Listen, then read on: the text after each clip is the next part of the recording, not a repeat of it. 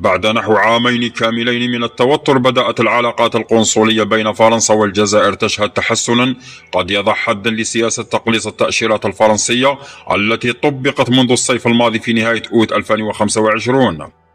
وفي ظل تصاعد التوترات بين البلدين، أعلنت السفارة الفرنسية آنذاك في الجزائر العاصمة عن تقليص إصدار التأشيرات نتيجة تخفيض كبير في عدد الموظفين في القنصلية الفرنسية في الجزائر العاصمة ووهران وعنابة. وأشار البيان آنذاك إلى أن موظفي القنصليات الفرنسية لم يحصلوا على التأشيرات والاعتمادات اللازمة من السلطات الجزائرية، وهو ما كان من المتوقع أن يقلل من قدرة القنصلية الفرنسية الثلاثة في الجزائر. وأوضحت السفارة الفرنسية قائلة: طالما استمر هذا الوضع فسيتعين تقليل عدد المواعيد المتاحة مع مزود الخدمة لدينا من أجل الحفاظ على إصدار التأشيرات في غضون أطر زمنية معقولة قدر الإمكان.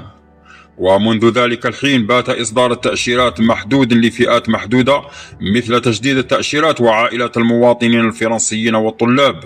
وواجه المتقدمون لأول مرة للحصول على تأشيرات شنغن رفضا جماعيا، لكن من المتوقع أن يتحسن الوضع الآن، فقد أعلنت الرئاسة الفرنسية في بيان عودة السفير الفرنسي إلى الجزائر واستئناف التعاون القنصلي.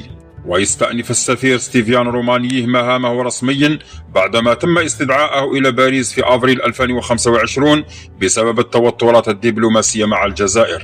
ومن شأن استئناف التعاون القنصلي بين فرنسا والجزائر أن يضع حدا للقيود المفروضة على إصدار التأشيرات للجزائريين، ويتوقع أن يرتفع عدد التأشيرات الصادرة عن القنصليات الفرنسية، أو على الأقل أن يعود إلى مستواه المعتاد. ووفقا لمصادر في هيئة التأشيرات والسفر الجزائرية، فقد منحت الجزائر أيضا اعتمادا لموظفين قنصليين فرنسيين جدد من المتوقع أن يباشروا مهامهم قريبا، مما سيتيح إصدار المزيد من التأشيرات للجزائريين.